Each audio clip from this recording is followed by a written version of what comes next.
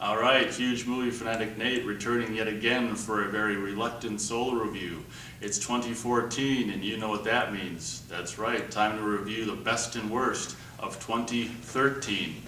So, Hi everybody, I'm back.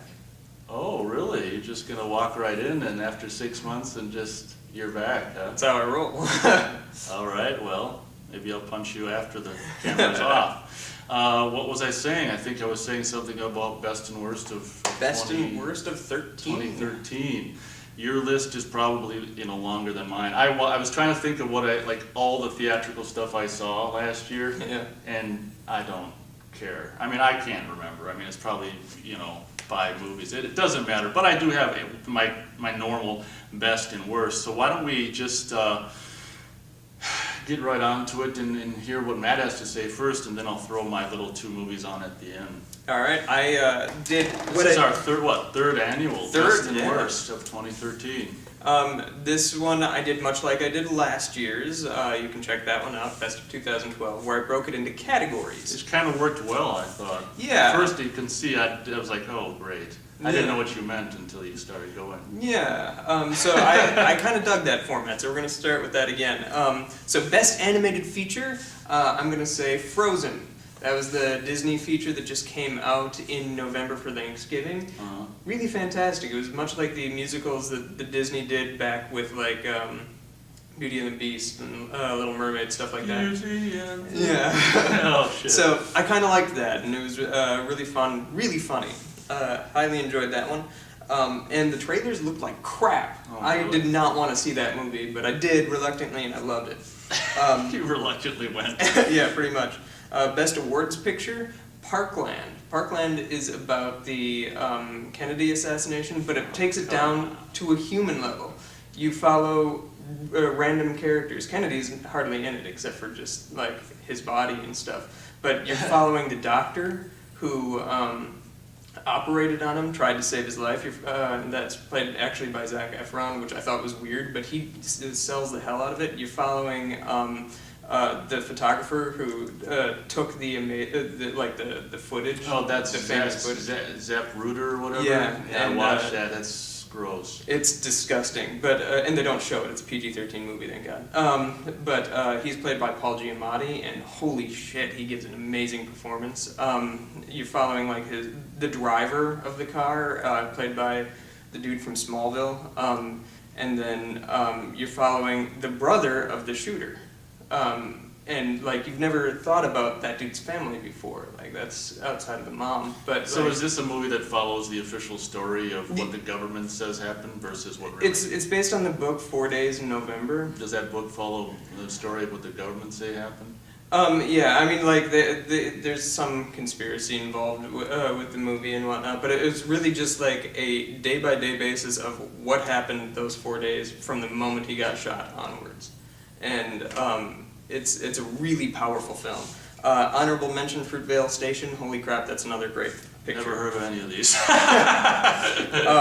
Best blockbuster picture. There weren't many this year. I'm not gonna lie. Blockbuster movies kind of sucked. I'm gonna say Thor 2, just because it was the one that I could stomach the most out of all of them. Yeah, that's what the reviews are down to. My favorite of the year is the one I hated less. I puked less after I saw it. Yeah. So book to film, I'm gonna go with The Hobbit: Desolation of Smaug, or Smaug as they say because they're stupid.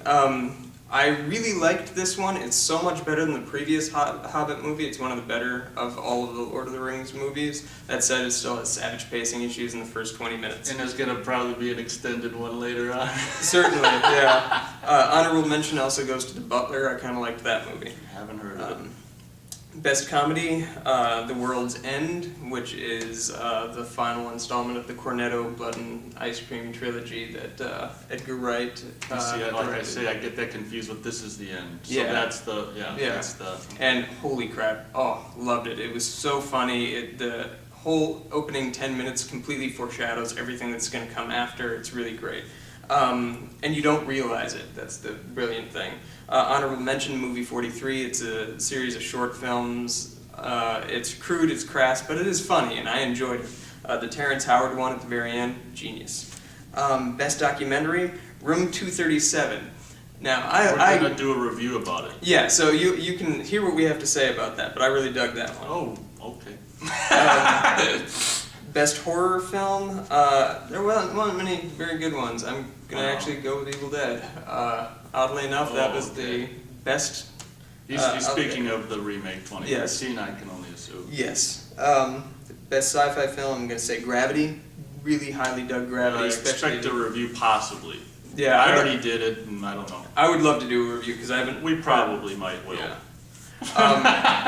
Okay, so worst movie, I'm gonna say Sharknado. I know it wasn't released theatrically, but holy crap, it is fucking awful. I was at Half Price yesterday and saw the title for the first time, and I'm like, okay.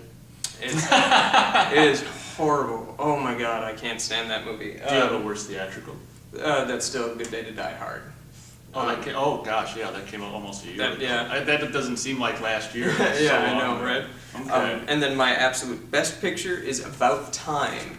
It's a sort of romantic comedy about a guy who finds out that his family, he can, if you squeeze your fist together in a dark, secluded spot, you can travel back to any point in your life to sort of change things for the better. You can't go back and like alter history, but you can just change your life for the better. And it's sort of a beautiful movie. It has some touching things about like romance, but the father-son relationship in that movie, is epic. It made me completely cry. Loved that movie. Isn't there some a movie with similar about the young old people with what's his name in it about time? It seems like there's that. There's a movie called Somewhere in Time starring Christopher Reeve. No, I'm talking about Justin Timberlake. Isn't he in a movie? Oh, there's In Time. In Time, is it? Yeah. Okay, whatever. I never saw that, but this movie is it great. looked cool, like the Yeah. idea, The because idea that's is great. probably true or going to be true someday, where the rich, that's how it's going to be.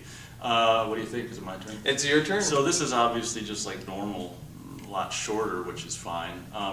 I guess I didn't see many movies. So when I say this is the best for me of 2013, it means the best of what I've seen, obviously, and not the best of every movie that's out. I want to make that clear. So I saw Gravity was the last movie I think I saw in the theater last year, and I was blown away. I did a solo review of Gravity. You've perhaps seen it, but in that review I said it's the best movie I've seen in the theater since There Will Be Blood, which is one of my favorite movies so far this the century, 21st century.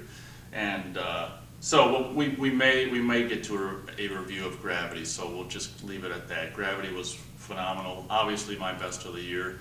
Worst is still hasn't changed, which is World War Z. World War Z, which I gave 0 stars. If you want to watch that review, we don't have to go into it, but yeah, I guess I'll just say that we've reviewed it, so you can see what I think or what we think of World War Z on the review of that. So.